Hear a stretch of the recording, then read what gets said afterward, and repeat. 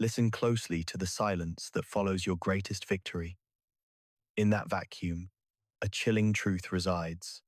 Have you ever stood upon the summit of your own making, holding the trophy of a long-awaited promotion or the keys to a sanctuary you spent a decade building, only to find that the air in the room suddenly turned to ice? You call your closest ally, the person you believed would celebrate your ascent, and instead of a fanfare, you receive a clinical interrogation.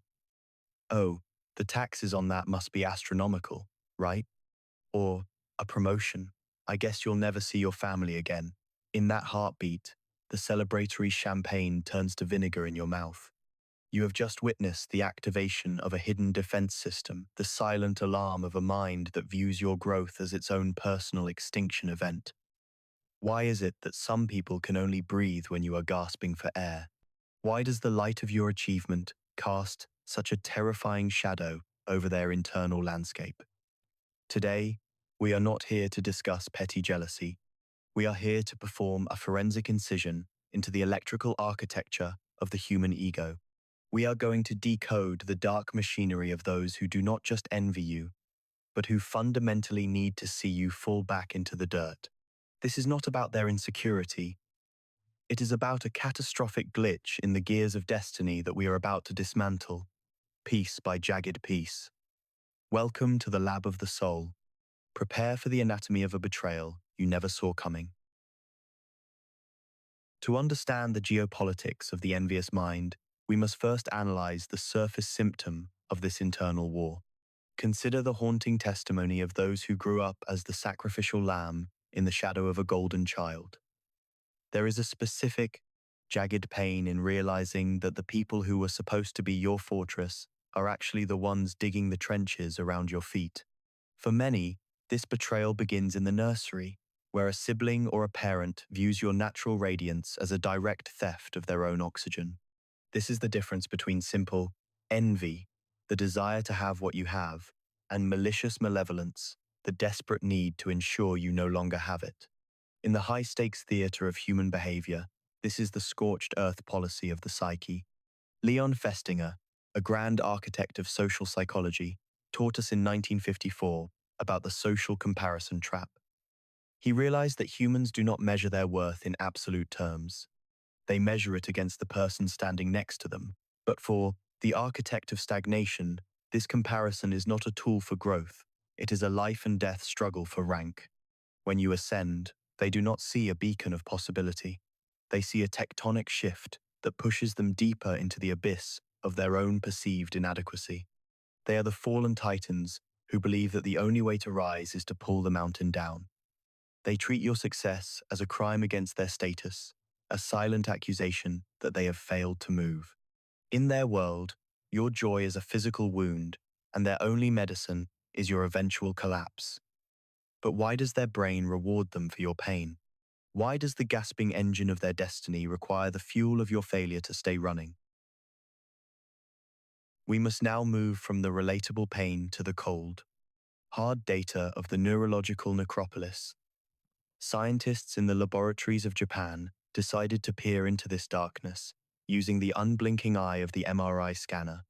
They brought in volunteers, the Watchers of the Void, and presented them with the success of a rival. The results were a terrifying revelation of our biological hardwiring. When these individuals witnessed the person they envied experiencing a windfall, their brains did not register empathy. Instead, the scanners showed a total blackout in the centers of compassion. But then, the researchers introduced a twist. They showed the rivals suffering a catastrophic failure.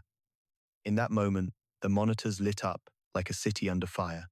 The ventral striatum, the brain's primary reward center, the same region that explodes with pleasure during a gambling win or a hit of a powerful drug, was firing at maximum capacity.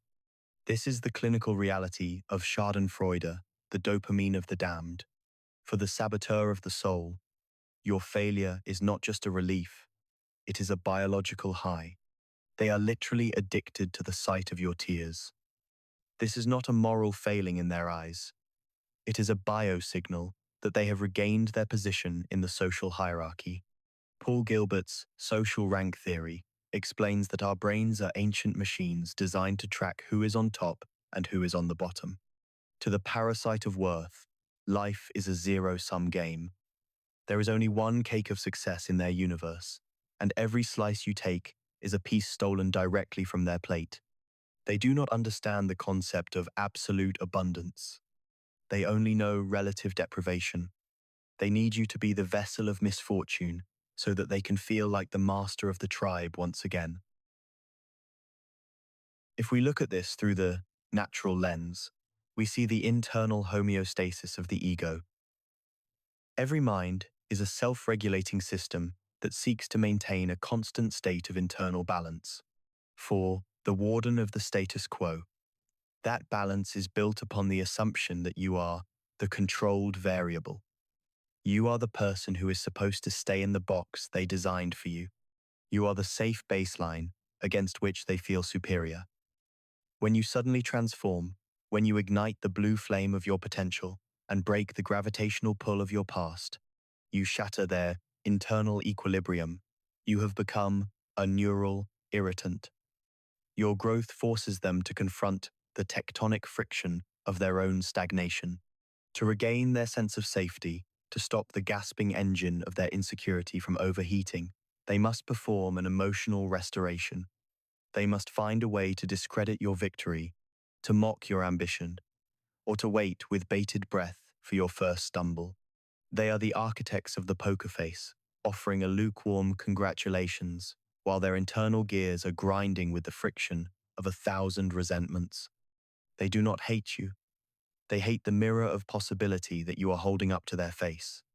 Every step you take toward the sun is a flashlight pointed directly at the dark corners of their own unfulfilled dreams.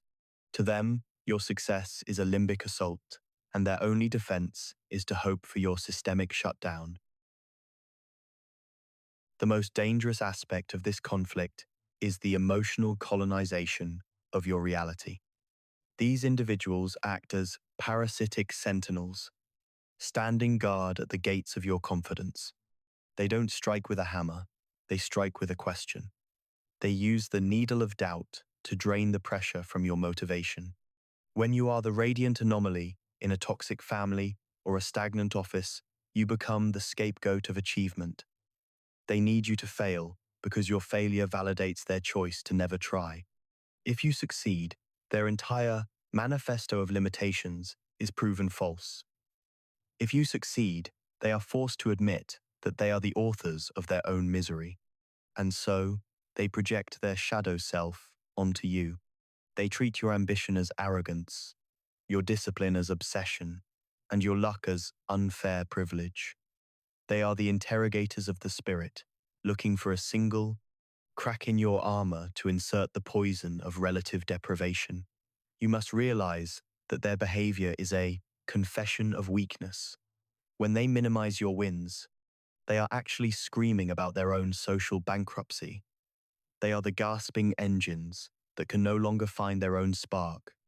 So they try to steal yours to keep their limbic horde quiet for one more night. You are not fighting a person. You are fighting a neural script that was written in the caves of our ancestors and never updated for the age of light.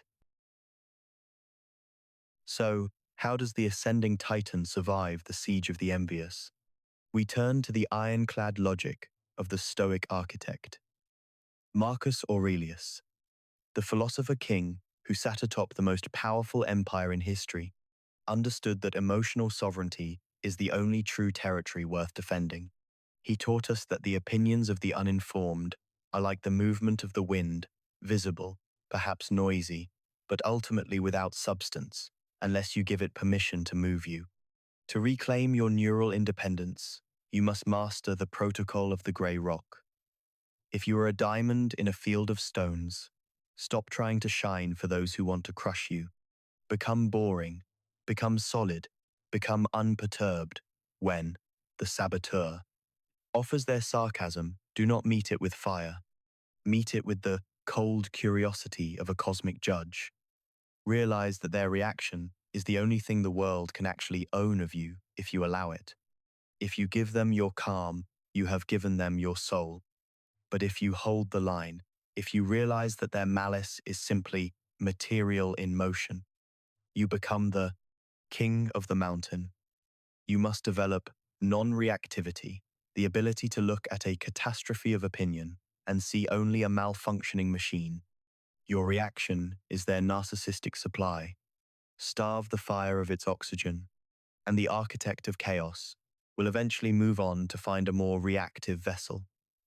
You are the sovereign of the void, and your citadel of peace is built on the realization that you do not owe the world a performance of your pain.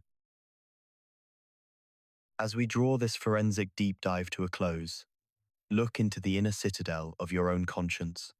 The Fate Observer asks you one final, soul-searching question. If you were to extinguish the light of your own potential just to make those around you feel comfortable, what would be left of this world besides the darkness? You have been told to play small, to stay humble, and to not make waves. But that advice was written by the wardens of the sidewalk to keep the orchids from blooming. Never shrink yourself to fit into a room that was built for ghosts. Your success is not a crime. It is your biological manifesto. It is the proof that the engine of destiny can still roar in a world of whispers. If you have ever been the sacrificial lamb of someone else's envy, and you are ready to become the unshakable monolith of your own future, leave a single mark, a period, in the comments below. It is our silent vow that we will no longer be puppets of the moment. We are the watchers on the tower, the ones who see the patterns and choose to transcend them. The lab is closing, but your reconstruction has just begun. Go out and shine so brightly that the predators of worth have no choice but to close their eyes. Class dismissed.